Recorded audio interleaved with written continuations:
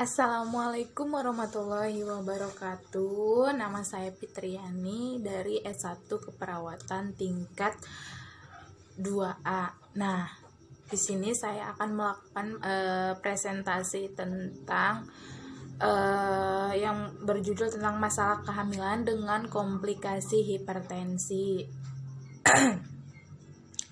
Maaf sebelumnya saya tidak menggunakan alat seperti infocus karena tidak ada, jadi saya hanya menggunakan ini HP saja ya. Ini judulnya, ini dari PPT, masalah kehamilan dengan komplikasi hipertensi. Nah, di slide ini ada 9 slide kebetulan. Nah, yang pertama, yang di slide pertama itu adalah kehamilan. Kehamilan merupakan suatu keadaan fisiologis di mana keadaan tersebut merupakan salah satu fase teristimewa dalam kehidupan seorang wanita. Beberapa ibu hamil tersebut bisa melewatinya dengan ceria hingga saat melahirkan. Nah, tetapi juga tidak jarang yang mengalami masalah kesehatan dalam kehamilannya. Masalah kesehatan yang sering muncul pada kehamilan salah satunya adalah hipertensi dalam kehamilan. Hipertensi dalam kehamilan ini salah satunya diakibatkan oleh perubahan pada sistem kardiovaskuler dan pembuluh darah yang terjadi sebelum kehamilan. Komplikasi selama masa kehamilan atau pada awal pasca partum. Perubahan kardiovaskuler disebabkan oleh peningkatan kardia afterload dan penurunan kardia load, sedangkan pada pembuluh darah terjadi vasokontraksi arteriol. Nah, selanjutnya di slide kedua yaitu tentang hipertensinya.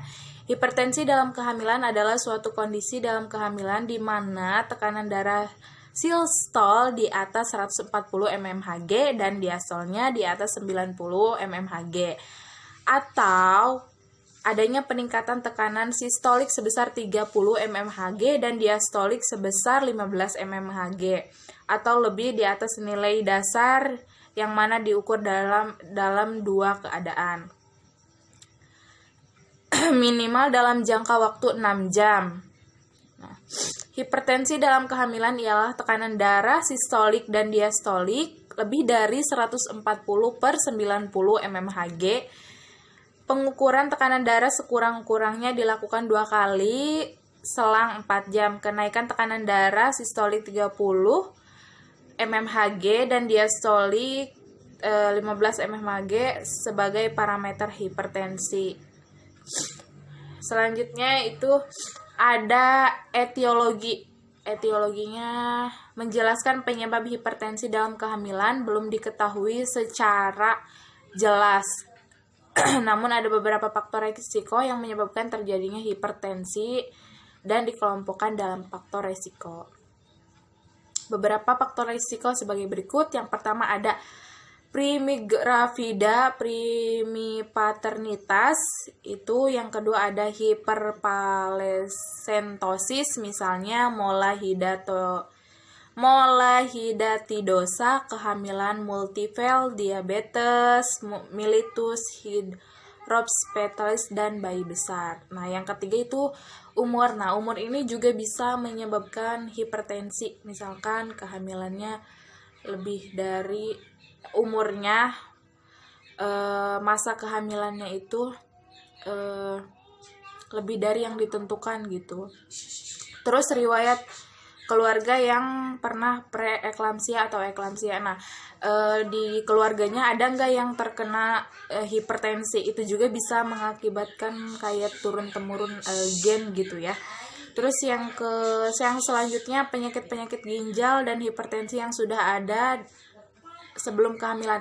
Nah, hipertensi ini juga bisa ada sebelum dia masa kehamilannya itu sudah ada gitu. Jadi tidak hanya pas hamilnya saja dia terkena hipertensi, tapi sebelumnya juga dia sudah terkena hipertensi, dan itu pada masa kehamilannya juga akan semakin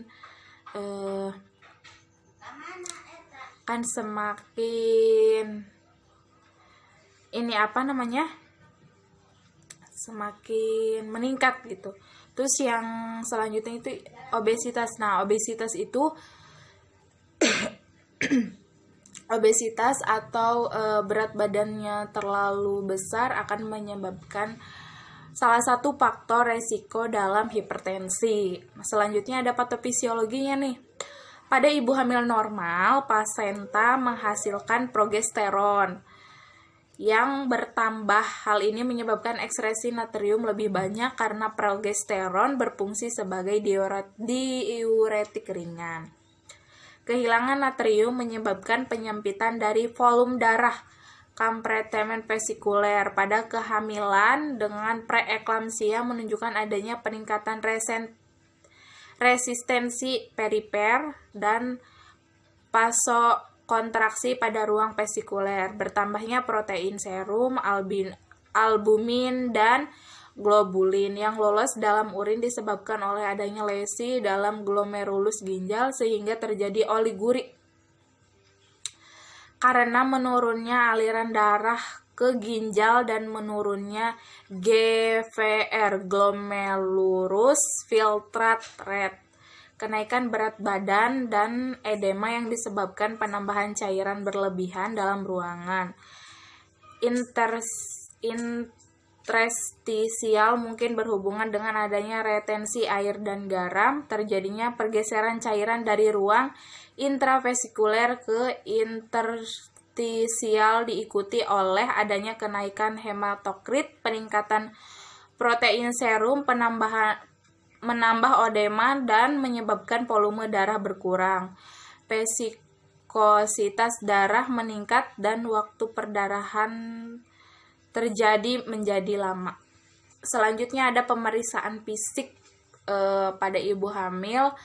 Yang pertama itu kita periksa tekanan darahnya si ibu normal atau tidak, terus denyut nadinya normal atau tidak, suhu badannya, RR itu respirasi atau pernapasan si ibunya, terus berat badan si ibunya. Terus kita periksa kepalanya, ada kotoran atau tidak, ada ketombe atau tidak di kepala si ibunya. Lanjut ke mata, kita periksa matanya, anemis atau tidak, akterik atau anakterik. Selanjutnya di hidungnya itu dilihat simetris atau tidak, lubang antara hidung kiri dengan hidung kanan. Selanjutnya ada edema atau tidak. Terus periksa juga mulutnya. Sebelum mulut, kita periksa bibirnya terlebih dahulu, lembab atau tidak, merah muda atau tidak, terus kering atau tidak. Selanjutnya kita periksa mulutnya, giginya rapi atau tidak, terus ada kotoran, ada karang giginya atau tidak, di giginya itu bersih atau tidak. Terus kita periksa abdomen di bagian perutnya, sambil kita periksa juga pemeriksaan janinnya, kayak gitu. Terus ada pemeriksaan penunjangnya nih. Kehamilan yang dapat dilakukan adalah pemeriksaan laboratorium, pemeriksaan darah lengkap dengan hapusan darah, terus penurunan hemoglobin, nilai rujukan atau kadar normal untuk wanita hamil itu adalah 12-14 gram. Yang kedua itu hematokrit meningkat, nilai rujukannya 37-43 volume. Terus kita periksa juga trombositnya menurun atau tidak, nilai rujukannya 150-450.000 mm kubik pangkat 3. Terus selanjutnya itu